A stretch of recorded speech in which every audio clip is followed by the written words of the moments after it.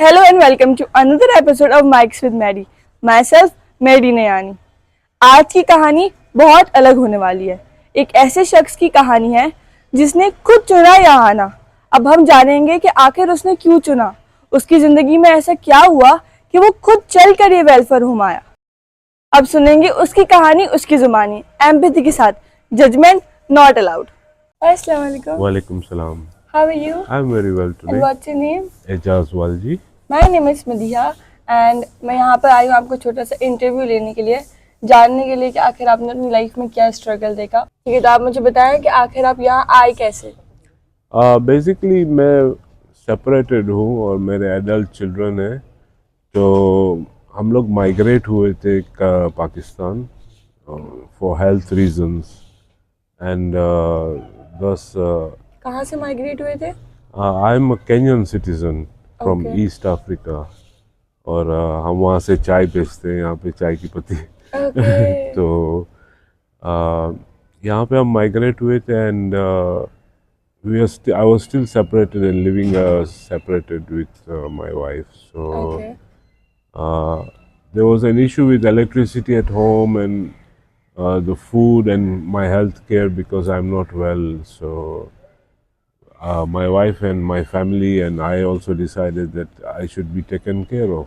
और इस वजह से we came here, we looked at the facilities, especially the management and the owners who are very nice people, and immediately, spontaneously, I made a decision that we should try and move here and I should try and move here. तो it's your decision, ये आपका decision था, किसी ने आपको force नहीं किया इस पे? नहीं, किसी ने फोर्स नहीं किया, मैं खुद अपनी मर्जी से आया हूँ और I am not regretting it. मैं बहुत खुश हूँ यहाँ पे। It's been a month and everything is going so nice. Okay, तो where is your children? My children are living with the mother and the nana. Okay. Yeah, they have in a flat in Karachi in this near Numaish, okay. and I'm allowed to visit them. They are also allowed to come here. Yeah, so that's okay, tell me the moment जब आपको आप वो सोचते हैं, वो moment आपको smile आती है, आप सोचते हैं यार ये टाइम कितना अच्छा था, अगर वापस जाना हो तो मैं इस मोमेंट में जाऊंगा।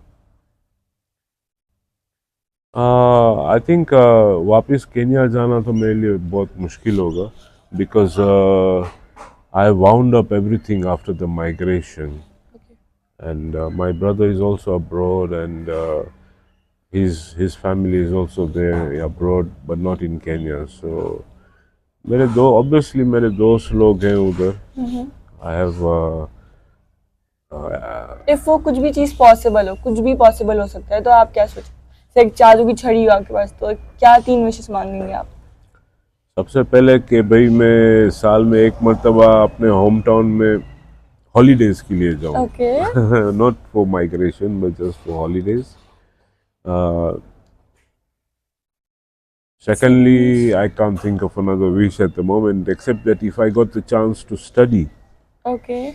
which I already have here, because I just got a graduate with a certificate course from the University of Geneva in finance. Okay, that's great. Yeah. तो इसके अलावा थर्ड यहाँ wish? third wish would be if I get with my experience of more than 20 years in management and supervisory roles, if I get an appropriate job that I can do online from here okay. whilst maintaining my that's great, yeah. That's great. अच्छा, अगर ऐसा कोई family member आपका जिसको आप बहुत ज्यादा miss करते हो, यू वांट कि वो आपके साथ रहे? Actually, my parents are both dead. My two elder sisters are both have passed away. Okay. So I have only one elder brother. अगर वो नहीं आ सकता है because of work and all that, if I can go to him, then I would visit him okay, that's once in a great. while. Yeah. अच्छा, मुझे अब ऐसा moment बताएं जिसको आप रिग्रेट करते हो कि यार ये मैंने क्यों किया था। Uh, जब हम लोग हज पे गए थे, my wife and I in 2001, वहाँ से हमें निकलना ही नहीं था, ये रिग्रेट करता. ओके, तो यू वांट क्या वहीं रह जाते? हाँ, उधर एक सुकून सा है खाने काबा के सामने और इट्स वेरी पीसफुल। पहली नज़र जब पड़ती है तो इंसान को वो इत्मीनान मिलता है जो आज तक मुझे सेकंड वीक ईयर में मिला है, इसके अलावा तो कहीं नहीं मिला। तो यहाँ पे आपने फ्रेंड्स बना लिए? हाँ, मेरे बहुत अच्छे अच्छे फ्रेंड्स हैं, एडल्ट्स भी हैं, मेरे से यंग भी हैं, मेरे से एजेड भी हैं। जो अटेंडेंट्स हैं वो they are also some are pretty young and they are very hard working and I think a lot more can be done to inspire them। मैं कोशिश करता हूँ इंस्पिरेशन के लिए। That's great. Yeah, being Okay. in managerial profession। आपकी नज़र में मोहब्बत का क्या मायने है? Like love. Love is real, it's not a farce जिसको कहते हैं। और love जो है is found, Okay, that's great. you cannot find it, you found it, it finds you। Okay. Yeah। तो आपको लगता है कभी like love ने आपको फाउंड किया हो?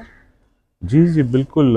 बिकॉज देखें जैसे कि अरेंज मैरिजेस और लव मैरिजेस होते हैं, तो अरेंज मैरिज में भी जो है I feel that nothing is arranged without the will of God। Okay.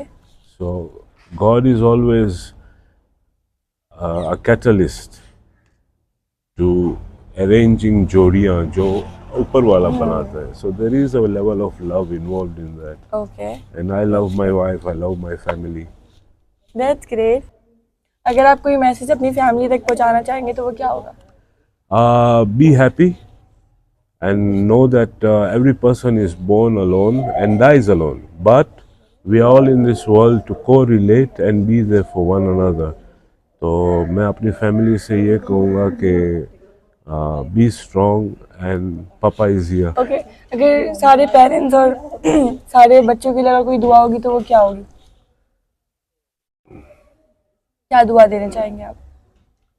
और सारे बच्चों के लिए और पेरेंट्स के लिए मैं ये दुआ करूँगा कि देखें बच्चे जो होते हैं वो मासूम होते हैं, फूल होते हैं, दे आर फ्लावर्स, और एक गिफ्ट होते हैं। ऑब्वियसली डिसिप्लिन इम्पोर्टेंट होता है, बट अपब्रिंगिंग से अखलाक आप वो इन्फोर्स नहीं कर सकते, you know. And good upbringing से इंसान का अखलाक जब बनता है तो उसका फेथ खुद ब खुद आ जाता है। जैसे कि प्रेयर है, सलात है, you can not beat them कि भाई ये पढ़ो, आप उसके अंदर फेथ इंस्पायर कर सकते हैं जिससे वो जैसे कि सुनिए आपने एजाज भाई की कहानी, उनकी कहानी सबसे मुख्तलिफ थी। उनकी कहानी में उनकी मर्जी शामिल थी, उनकी ज़िंदगी का स्ट्रगल शामिल था। वो कराची से भी नहीं थे, वो बाहर रहते थे, फिर भी उनकी किस्मत उन्हें यहाँ ले आई। इन्हें यहाँ अच्छा लग रहा है, बट कहीं ना कहीं तो वो अपनी फैमिली को मिस करते होंगे। इसीलिए कहते हैं पेरेंट्स और बच्चों का साथ में रहना बहुत ज़रूरी है। हर बच्चे को एक माँ की भी ज़रूरत होती है, एक बाप की भी। हमें नहीं पता कि आखिर ये अंदर क्या फील कर रहे हैं। हर कोई अपने सारे जज्बात तो बयान नहीं करता, बट जितनी कहानी उन्होंने हमसे शेयर किया है उसके मुताबिक हमें यही लगता है कि थोड़ा सा वो उनको मिस करते हैं, बट ऑब्वियसली एक्सेप्ट नहीं कर रहे। मैं चाहती हूँ जो जो ये वीडियो देख रहा है वो अपने पेरेंट्स से इतना ही ज़्यादा प्यार करें, और बच्चों के ऊपर ये लाजिम है कि वो अपने पेरेंट्स को इस एज में जब उनको उनकी सख्त ज़रूरत है तो छोड़े ना, उनके साथ रहे। Thank you for watching this episode. Next episode के लिए जुड़े रहें। जब तक लाइक करें, कमेंट करें और हमारे चैनल को सब्सक्राइब करें। Bye bye.